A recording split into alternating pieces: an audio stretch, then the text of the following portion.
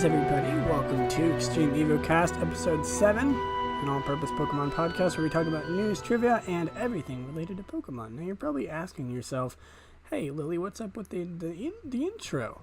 I had that intro in, the first 2-3 episodes, I believe, and I got rid of it. Episode 4 or 5, something like that. I'm not sure exactly when it was, but it was some time where I decided to get rid of the intro and just say, hey, welcome back. Just jump right into things. And my thought process was, hey, if you're listening to the episode, like episode 7 or episode 4 or 5, my thought process then, you'd already know what the podcast was about if you were already on episode 4 or 5, whatever. But I realized recently, which is why I'm bringing it back, that the people who come in and watch, listen to the podcast for the first time would probably start with, the most recent episode, which in this case is this episode, if you're starting now, at least. And I thought, because this isn't a chronological podcast, it doesn't have a specific order, it doesn't really have a rhyme or reason to it. It doesn't have a story. It's just kind of a bi-weekly thing that you can listen to. You can listen to any episode in any order you want, just as long as you don't care about, the news. The news is more topical. The news segment is kind of not really anything to do with, if you listen to it at a later date, you're not going to really care about the news because, say, for example, Detective Pikachu, if you've already listened, if people are listening to that episode 2 years from now, it's going to be like, okay, Detective Pikachu already came out. The news announcing Detective Pikachu, it's going to be old news, and people will probably just get past it. It doesn't matter. And I like having it be a more topical podcast. But besides that point, I want it to be more recognizable, and I also thought that having an intro like that, greetings everyone, welcome back to Extreme EvoCast, an all-purpose Pokemon podcast where we talk about news, trivia, and everything related to Pokemon.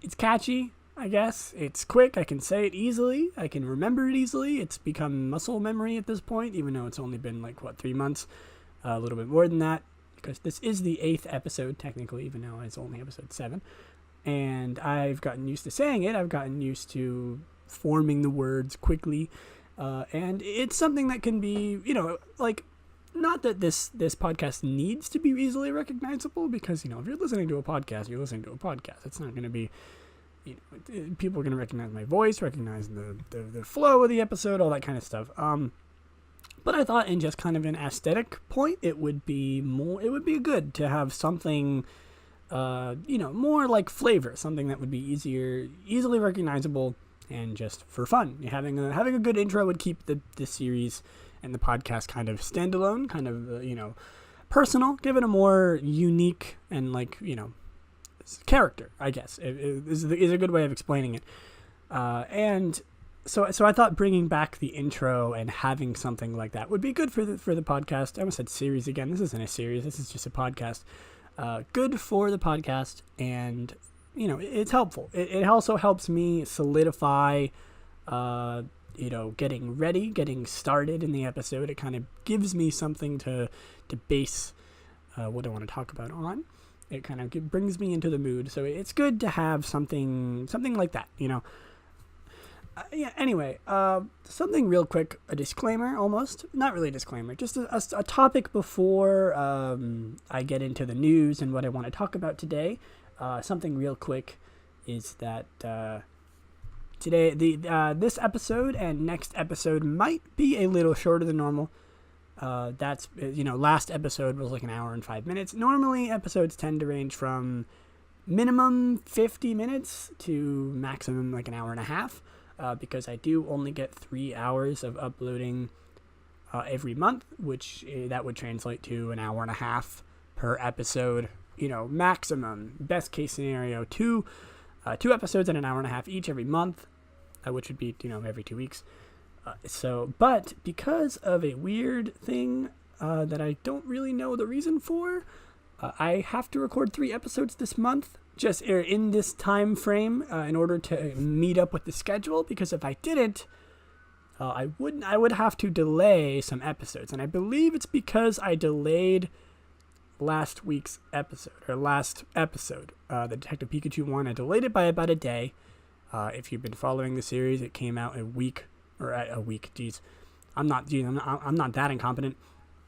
It came out a day later. It came out on Thursday instead of Wednesday. That was because actually of that little thing. I couldn't upload any more time. Something happened with the the service that I use to upload my podcast, which of course is Buzzsprout, and because I get 3 hours a month, I used it up, and it didn't renew until Thursday. It didn't renew until the day after, and I believe I don't know the reason behind that, but I hope it doesn't happen again. If it does, I'm gonna have to do this again, which isn't too big of a deal. I mean, having some shorter episodes is fine, but what I basically need to do is upload 3 episodes this cycle, I suppose, and because it's 3 hours, I'm going to have them be under or around an hour each. Last episode was an hour and 5 minutes. These next few episodes are going to have to be, either an hour or 55 minutes in length. So few shorter episodes coming up, including this one. Probably going to have this one be about like 50 minutes, maybe something like that. Maybe even shorter if I run out of things to talk about. And the next episode will use up whatever time I have left, essentially. And then after that, things will go back on schedule. Hopefully I'll have an hour and a half to do an episode. Then again, I'm not guaranteeing that I'll be doing things an hour and a half, doing an episode an hour and a half every time, just because of different topics, different amount of news that come out. I'm not really too worried about having a specific time frame for episodes. So anywhere in between 45 minutes and an hour and a half, it's fine with me. I'm not too worried about it. And of course, time frames are, they're relative because, like I said, things change. Things that I can talk about change. Sometimes I have a lot of stuff to talk about. Sometimes I don't. Like, for example, the first episode, I had a lot to talk about, and it ended up being like an hour and a half. And then I realized later, when I started doing the second, third, fourth episode, I was like, I had a lot to talk about then and not much to talk about in these episodes. So the episodes tended to kind of balance, plateau, balance themselves out and be on the shorter side, which is fine. So jumping into one more thing I wanted to talk about real quick. I know we've already been talking for about 7 minutes, but just bear with me. I have quite a lot to talk about today, so I'll try to keep it quick. Something that I just wanted to share, more of a personal thing. I want to be more personal on this podcast anyway.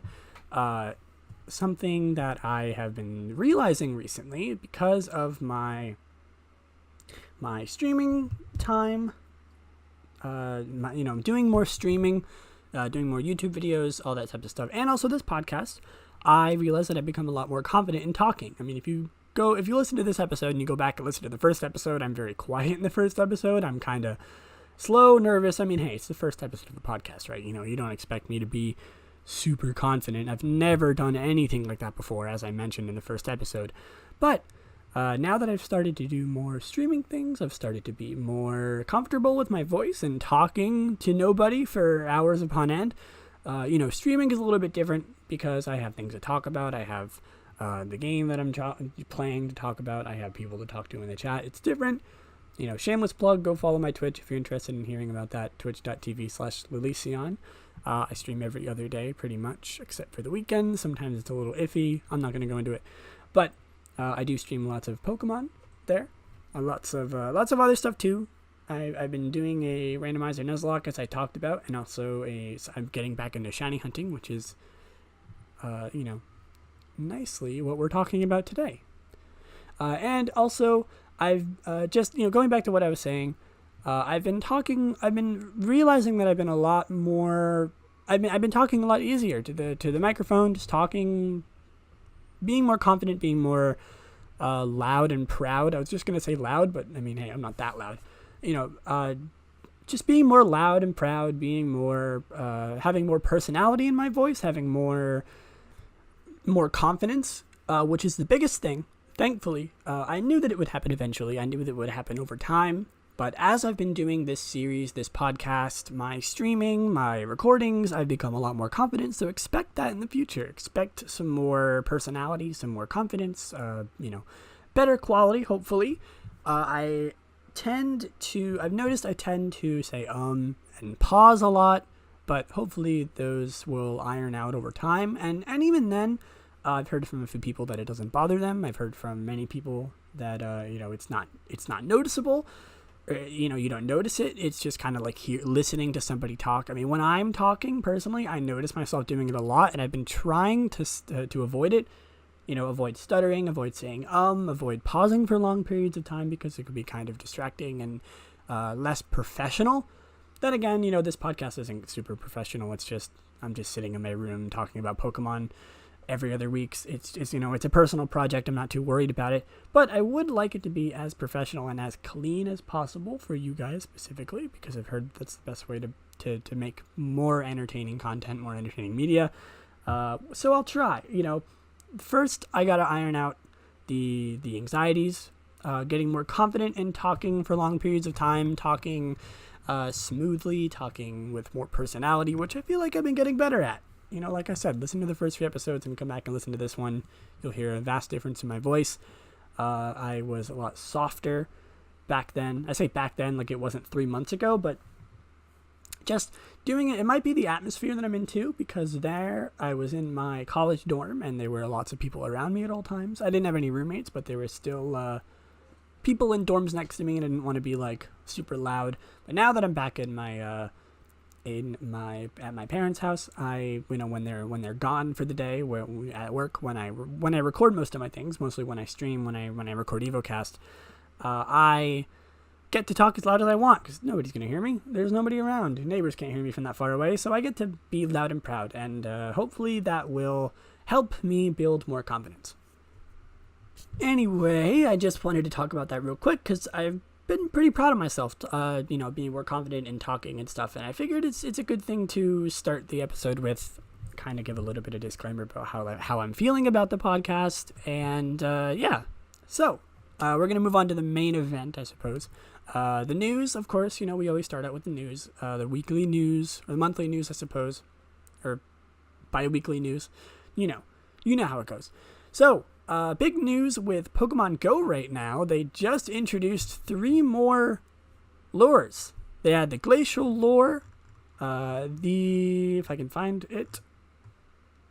I'm kind of going on a whim here, looking for the Twitter post. This is obviously coming from the Pokemon Go Twitter. There is the Mossy lure, the Glacial lure, and the Magnetic lure, which is obviously they're new lures that you put on Pokestops, and they attract types of Pokemon specific to them. The Mossy lure attracts grass-type Pokemon, Glacial attracts ice, and Magnetic attracts magnetic Pokemon, which, unsurprising to everybody, this is actually the way that you evolve certain Pokemon. If you have a Mossy lure, and if you're around a Mossy lure, you can evolve Eevee into Leafeon. Glacial, you can evolve Eevee into Glaceon, and then with the Magnetic lure, you can evolve, say, Magneton into Magnezone, Nosepass into Probopass, all that kind of stuff. I think that's really interesting, and I think that's a good way of going about it, because they've always tried to keep it consistent with how you evolve certain Pokemon. Like with Magnezone and Probopass, for example, you had to be in Mount Coronet in the original games, and in every game since, they've added a way to evolve those Pokemon in pretty much every game. You evolve Magnezone, evolve into Magnezone and Probopass in magnetic areas. I can't think of any off the top of my head, but they're, you evolve them in certain areas of the game and they evolve there, or you level them up in certain areas of the game. And with Glaceon and Leafeon, you've always had to evolve them with the Moss Stone and the Ice Rock, or the Moss Rock and the Ice Rock, which is cool. I like how they're kind of nodding to the series with these consistent ways of evolving Pokemon, which I appreciate. So all you have to do is go to a lure, or go to a Pokestop, put the lure on the Pokestop, and you can evolve your Pokemon. Evolve your Eevees into whatever evolution you want, and your magnetic Pokemon into their respective evolutions. I have been very, very looking forward to this, very excited, because I do have 2 shiny Eevees. One of them is named Lily Jr., which I am going to be evolving into Glaceon, shiny Glaceon, once I get my hand on a Pokestop around here. And I'm very, very excited because I've been waiting for Shiny Glaceon for so long. Glaceon, of course, as you know, is my favorite Pokemon of all time, favorite evolution, and also just favorite Pokemon. So I am over the moon about these new evolutions coming. New evolutions, you know? Glaceon and Leafeon, my favorite Pokemon. I am saving my other shiny EV4 Leafeon too. I was saving it for shiny Leafeon. No reason, I just thought it would be interesting. I didn't really want any of the other evolutions to be shiny. I only got 2 shiny EVs across all the events, so I thought I'd save them for Leafeon and Glaceon.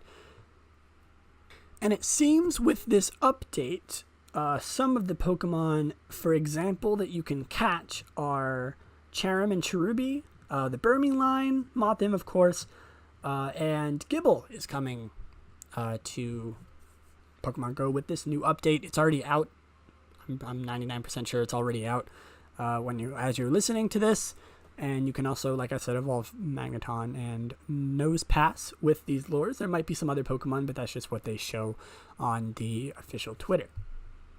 There is lots of Pokemon Go news today. This is going to be most of the episode, honestly, talking about this new Pokemon Go stuff. This is a little bit outdated, just unfortunately because of how often I do this podcast. Some things are going to be outdated, but there was Lapras Raid Day on May 25th for players outside of Asia, and May 26th for anyone in Asia, from 11 a.m. to 2 p.m. On the appointed day, you could get Lapras with a special move, which is Ice Shard. You get more Lapras raids. You could also get Shining Lapras. But of course, I'm not going to go into that much because it already passed. We're already, it's a past event, so I'm not going to talk about it. I'm not going to get hyped up about it. I'm not going to hype you guys up about it because, there's no chance for it anymore, unfortunately. What I can talk about in terms of raids is that in the future, there's going to be 3 more 5-star raids with Cresselia, Kyogre, and Groudon raids coming soon, very, very soon. Those are coming on, if I can find the date, it's on the Pokemon Go Live official website. It is May 27th at 1 p.m. to Tuesday, June 18th. So it's already going on, actually. I was wrong. It's going on right now for Cresselia. Those are the Cresselia timestamps. Kyogre starts immediately after June 18th, 2019 to 1 p.m. No, at 1 p.m. to Thursday, June 27th at 1 p.m. So it's June 18th to June 27th for Kyogre. And Groudon is June 27th to July 10th. So it's like a 2-month time for these 3 Pokemon. And it's already happening right now for Cresselia, and you can get Shiny Cresselia, Shiny Kyogre, and Shiny Groudon with these events. So go get your raids. Go do it. What are you waiting for? Go out and get a Shiny Cresselia. Now, this relates to everything going on with Pokemon Go right now. Personally, because I'm at my parents' house in the smack dab in the middle of goddamn nowhere, I have no access to Pokemon Go. There is nothing around me. There's one gym that's a 20-minute bike ride away from my house with a Pokestop there too. And I'm only going to want to go there every so often. So this Pokemon Go stuff is going to be kind of, limited to me, unfortunately. But it's fine. I'm not too worried about it. This is, of course, into a segue into our segment. One of the 3 segments we're going to do today, of course, the one that everyone knows and loves, Reviewunity Day. The segment with the weirdest name so far that we've had on this podcast, where we go over the past community days in review. Of course, the one that happened recently was Torchic Community Day. Like I said, because I've been home, I haven't been able to go out. I've been able to go out, but there's no Pokemon near me at all, so I went out, and there's been no Torchics. I didn't even find a single Torchic.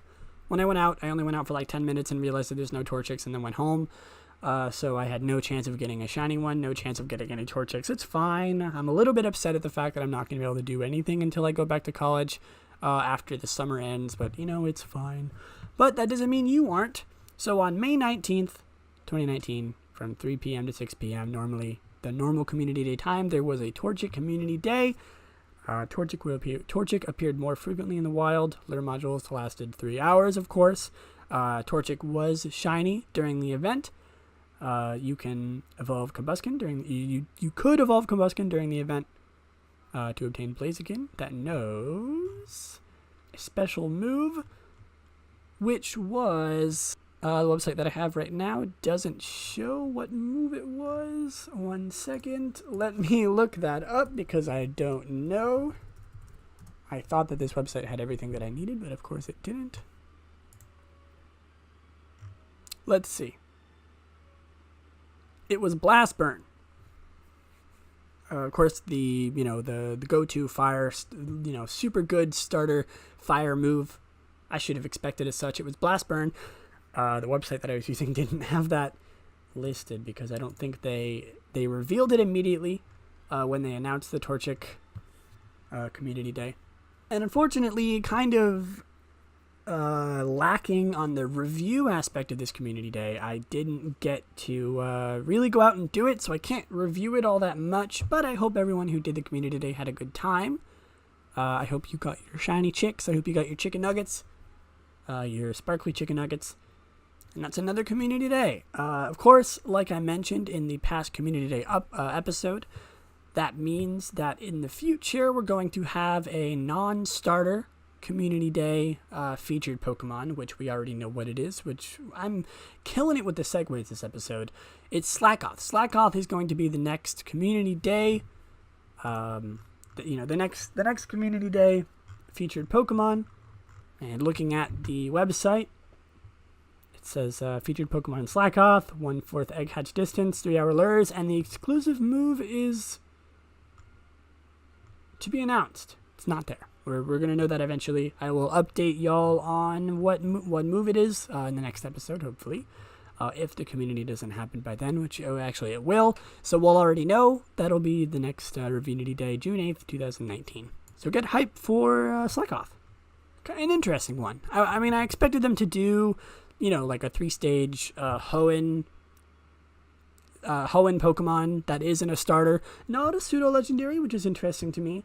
Kind of following the same formula as a pseudo-legendary, a 3-stage Pokemon with a very powerful final stage.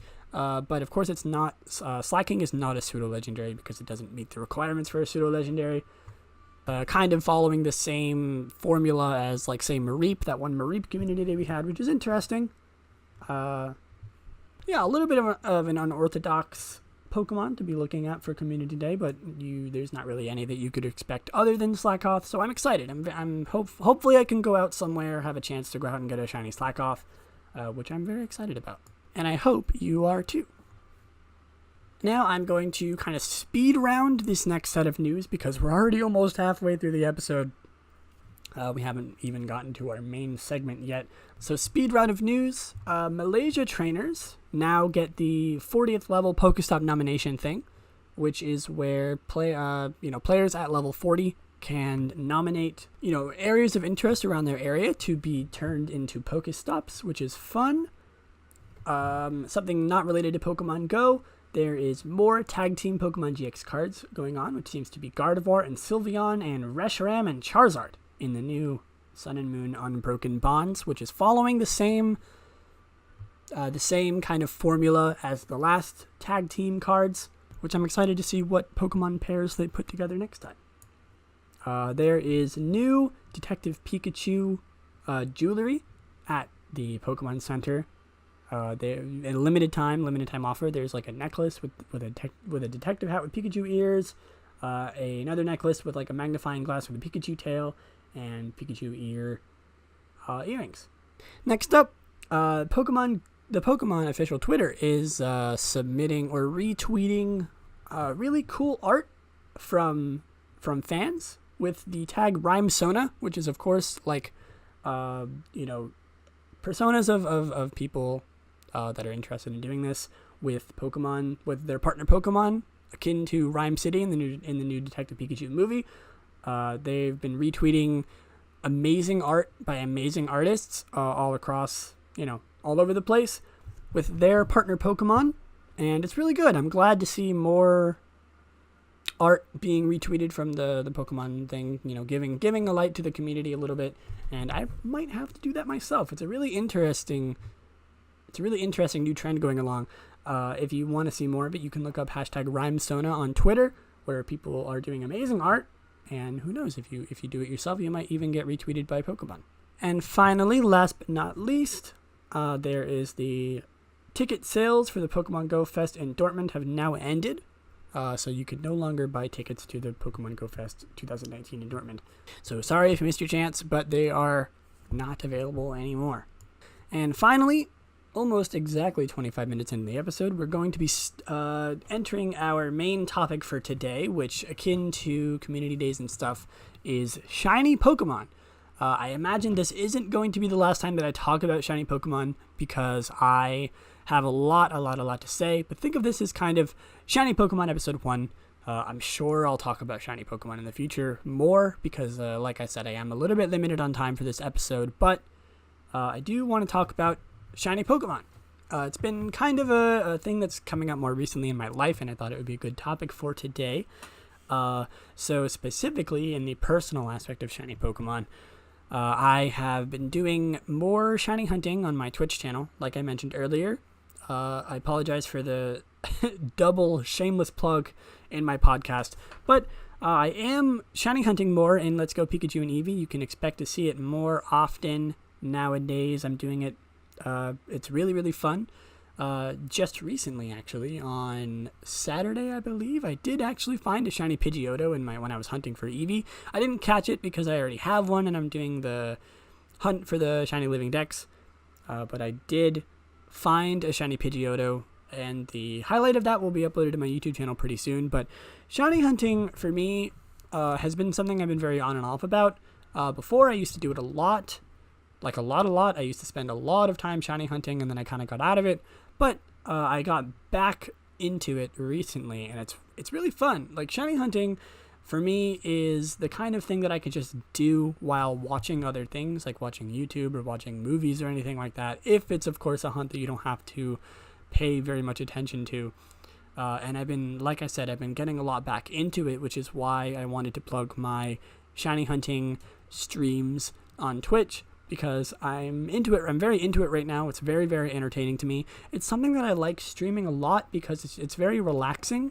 If I'm streaming something else, sometimes it could be a little bit stressful with having to talk and play games at the same time. Something either competitive, something very technical, like Smash, for example. But with shiny hunting, I can just kind of sit back, relax, and hunt those sparkly Pokemon, which I've been very much enjoying recently, and I expect to do a lot in the future.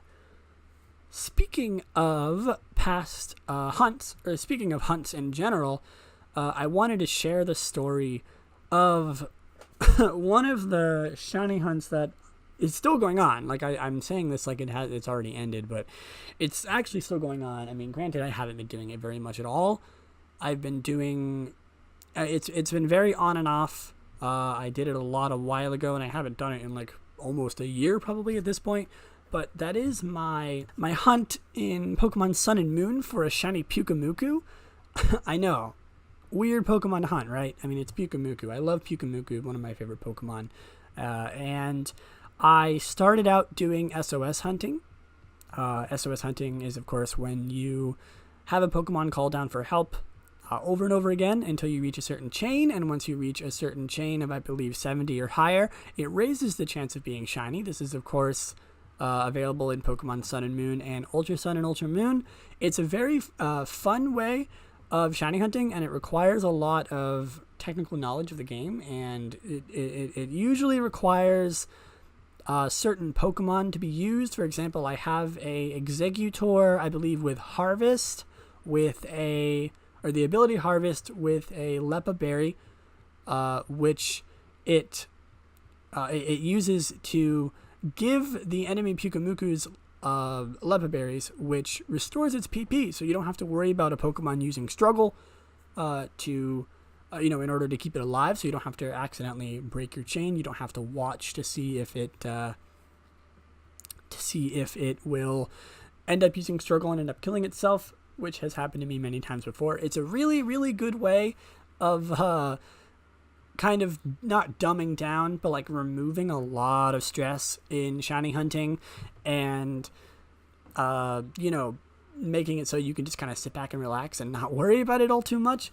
Also accompanied by I believe believe, a Parasect that somebody gave me that has, False Swipe, Sleep Powder, general shiny hunting stuff in order to catch that shiny Pokemon when it finally appears. But it started out as an SOS hunt, and Pyukumuku is an interesting Pokemon to SOS hunt, of course, because as you know, Pyukumuku has the ability Innards Out, which makes it so every time you faint it, it deals damage equal to its HP back to you. And if a level, I believe they're like level 12 or 15, or maybe somewhere around there, I'm not sure, I haven't done it in a while, like I said. Pokemon around then have around 60, 70 HP, and every time you faint them, they're going to do that damage back to you. So you have to constantly heal, constantly, use recovering moves, and it's not fun. It really isn't fun at all. Pyukumuku is a very difficult Pokemon to hunt, in my opinion, but I am so adamant about it. I have gone through about 6,000 encounters of this Pyukumuku. I haven't kept count exactly, but I have a general idea of how far I've gone. I lost count at this point. Last time I knew how far I was in was at 4,500, and then I just decided to stop counting at this point because, wow, that's a lot of Pyukumukus and a lot of time, a lot of wasted hours not getting my green sea pickle that I want so very, very badly.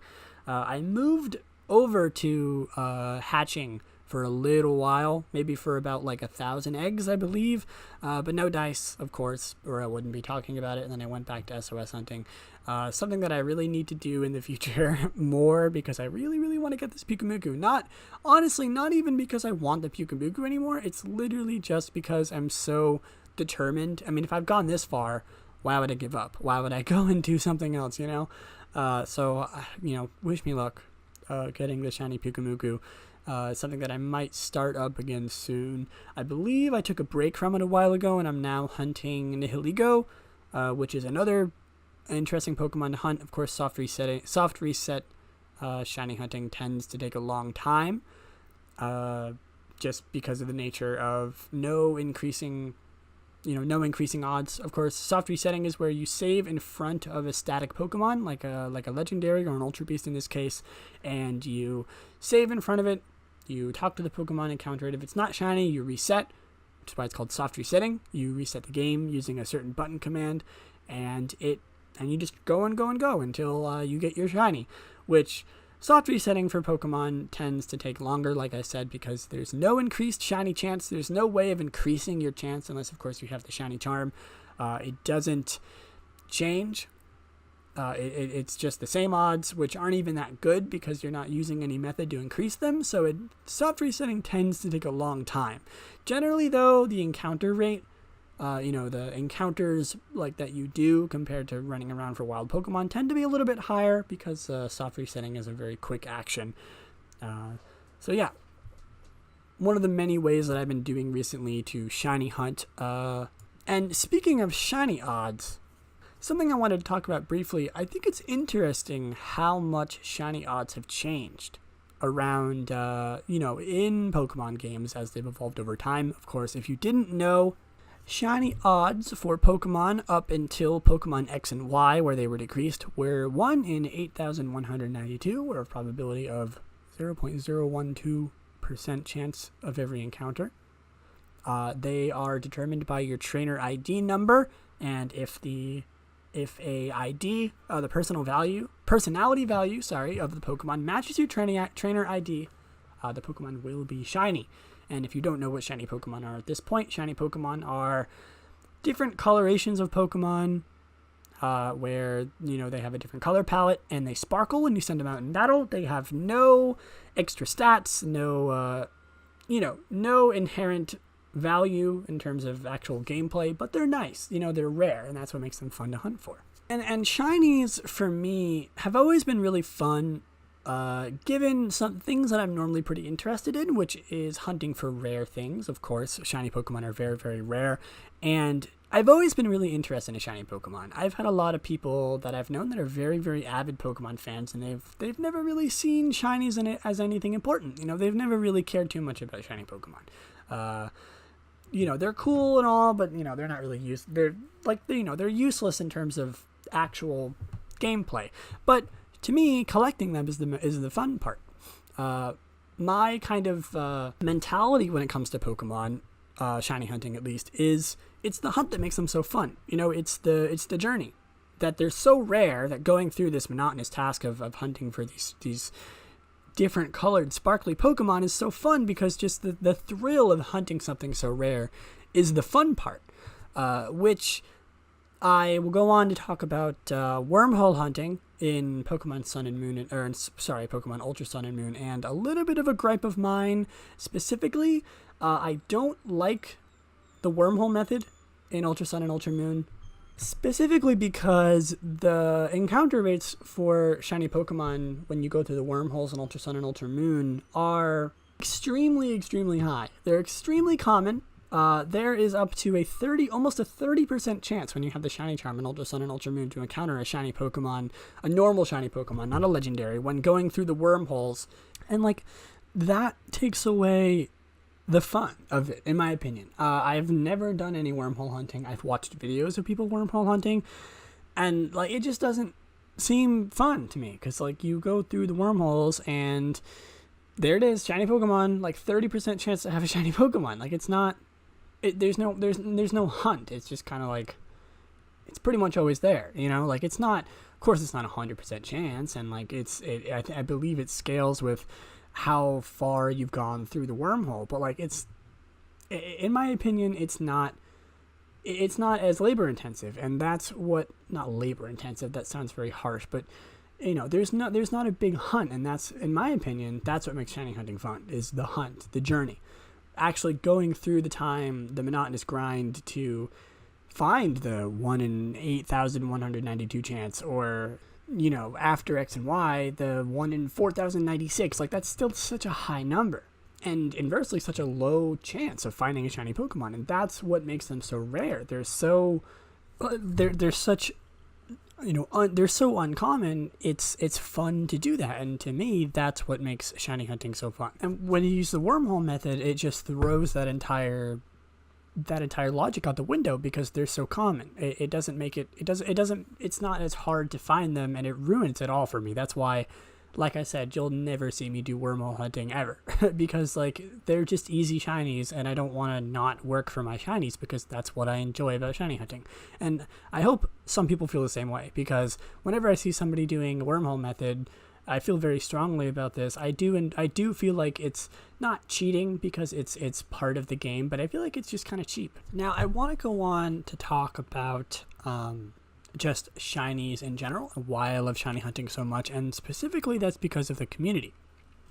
There's so many shiny hunters on YouTube, on every social media website you can find. You can probably find something about shiny hunting, and shinies are very, they're so popular, and I would be shocked to find any avid Pokemon fan to not know what a shiny Pokemon is, because the community is so chock full of shiny hunters, people who even look for shinies, even people just telling tales of shinies that they found randomly. Shinies are for everybody, but of course there are the select few, the shiny hunters, that go through and really chip away at the game, and the way the game works, the way that it calculates shinies, and of course they go through these intense methods of finding shinies, looking for shinies. I really appreciate almost the data mining that goes through in trying to figure out the most efficient way to find shinies, because even if people try to go out of their way to find the easiest way, the game still limits it in a hardened way, and it makes them rare, very, very rare. And I'm happy with how intense and how hardworking the community is, and how adamant they are about shinies, about hunting shinies. I've seen people hunt over 15 to 20 shiny Combees before getting a female Combee, because they just wanted a shiny Vespiquen. I've seen people go through and try to hunt a shiny Feebas in the original Ruby, Sapphire, Emerald games. You know how hard that is to find a Feebas in general, but I've seen people try to find shinies, and they have. People strive every day to try to make more challenges for themselves and make things harder on themselves, just because that's what's fun. That's what people enjoy doing. And that's why I enjoy shiny so much because they're so challenging, but so simple at the same time. Now, I could go on forever about how I feel about shiny Pokemon, about how many different types of methods there are for hunting. I can always go through these types of things another day, but we are going to hop into our first segment of the day, second segment of the day, Random Pokemon of the Week. You know it well, where we go through a random Pokemon every episode and talk about everything related to that Pokemon. And Pokemon number 797, Celesteela, the launch Pokemon. Celesteela is Ultra Beast number 4. It goes by the codename Ultra Beast 04 Blaster, which is the same in Japanese. It is a steel flying Pokemon. It has Beast Boost as its ability, of course, like every Ultra Beast does. It is genderless. It is catch rate 45. It is 30 feet tall, 2,204 pounds, or almost 1,000 kilograms, 999.9 kilograms to be exact. I believe it is one of, if not the heaviest Pokemon right now. Of course, being an Ultra Beast, Celesteela does not evolve into any other Pokemon, does not evolve from any other Pokemon. Celesteela is interesting. It's a very interesting Pokemon because, you know, if anyone who isn't a fan of Pokemon looks at Celesteela, I'd be like, that's a Pokemon? Like, it doesn't look like a Pokemon, if I'm being honest with you. It's like a bamboo rocket ship thing. It's very odd. It's very big. It's very odd. Of course, Celesteela is based on a rocket ship, also based on bamboo, like I said. It's also based on the Japanese myth of Kaguya, the Princess of the Moon, due to the look of her, or its hair, very quote-unquote, looking, you know, nobody's on its head, on its body. And interestingly enough, some of the Pokedex entries for this Pokemon are very interesting. It says, one of the dangerous Ultra Beasts, high energy readings to be detected coming from both of its huge arms. That is the Ultra Sun Pokedex entry. And the Ultra Moon is even more interesting. It says, although it's alien to this world and a danger here, it's apparently a common organism in the world where it normally lives. See, this brings up the thought that there are more things like this. I mean, obviously there's like the Ultra Space Dimension, all that stuff, but it's really weird to think about that, like, there's a whole other universe and a whole other dimension, and, you know, things like that where lots of undiscovered Pokemon, quote unquote, I suppose, live and appear. Like, you know, we think of Pokemon as just the Pokemon we know, of course, other than Pokemon on the planet that are undiscovered. But like, there's other planets, there's aliens, there's other dimensions, you know, canonically, that where Pokemon live. It's very odd. It's very weird to think about that, like, things exist other than the Pokemon that we know in the Pokemon universe. Like, it's like, it boggles my mind thinking about it. Celesteela's shiny turns its rocket arms and like its hair and a little bit on its body like a very pale white, and it turns a little bit of its other body parts like a paler green. Overall, I would rate this shiny a 7 out of 10. It looks good. It looks really good. The white really works with the green, though I do have to say that I like its normal colors a little bit better than its shiny form. I think its normal look is much better, in my opinion. Now, something that I think is really interesting, I'm looking at its name origins in other languages, and the French name for Celesteela is Bamboozle, which is a combination of bamboo and mademoiselle, which is French for like Mrs. I think that's really clever. Like, I almost wish we got something like that instead of Celesteela. I really like that name. It's very clever. I'm like, I almost want to start calling it that. Like, Bamboozle is such a nice, such a funny sounding thing. It's so fun to say, and it's really clever. I like it a lot. Now we're going to move on to Celesteela in terms of competitive Pokemon battling. This is obviously coming from Smogon.com. It is a OU, which is overused, the highest tier below Uber. It has an HP of 97, attack of 101, defense of 103, special attack of 107, special defense of 101, and a speed of 61. So it says that Celesteela is a solid defensive Pokemon in the tier, fantastic typing, well-rounded stats, and a large move pool. I have fought against lots of Celesteelas in my day. on Pokemon Showdown, and let me just say they are definitely right about that. It is hell to deal with. I hate this thing in competitive Pokemon battling. It is not fun. It is very defensive, very hard to deal with, only weak to a very few things. Obviously, its flying type gets rid of its steel weakness, or ground weakness, sorry.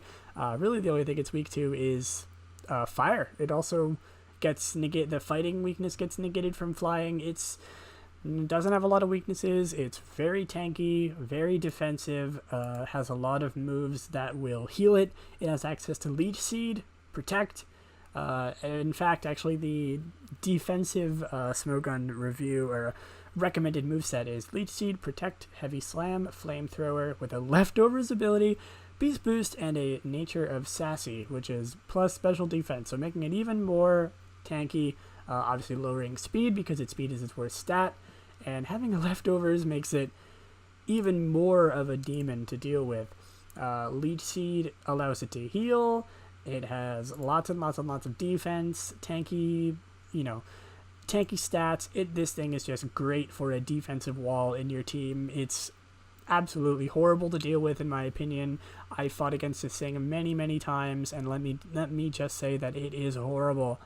And I think with that is going to be the end of the random Pokemon of the week. Of course, I had to keep it a little bit short this week. I'm sorry about that because I have to keep these episodes somewhat short, but we are going to go back talking about shiny Pokemon for a few more minutes, and then we're going to go with the last segment and then end it there.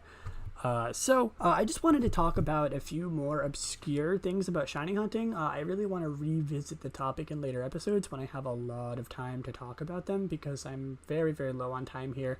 I did just want to say, did you know that you could find shinies in Generation 1? If you have, because of course shinies didn't exist in Generation 1, but if you have a Pokemon with the correct stats, the correct ID number, there's a certain way of figuring it out. I'm not 100% sure what it is. I would very much recommend looking it up. It's really interesting. There's a few videos of people online finding shinies in Generation 1, and the way that you do it is you have to find a Pokemon with certain stats, and then you transfer it over to Generation 2 or any other game, and it'll be shiny in that game. I remember specifically seeing somebody get a shiny Scyther that way. I would recommend looking up videos about it. It's really, really cool. Speaking of Generation 1, I briefly wanted to talk about shiny hunting in Let's Go Pikachu and Eevee, because I've been doing that a lot recently, and I think it's very different from other games. Of course, in other games, you have SOS calling in Sun and Moon, you have just random encountering, you have horde encounters in X and Y and Omega Ruby, you have the PokeNav, the PokeRadar, and other games. But in Let's Go Pikachu and Eevee, it's really interesting because you have to get a higher chain. And even then, when you have the max chain, when you have the shiny charm, when you have everything that you need for getting the maximum odds of a shiny, you have a 1 in 317 chance, which I know I said that having higher odds is more entertaining for me, but there's a really nice balance in Let's Go Pikachu and Eevee. I think that the shiny odds are just low enough where it's still fun.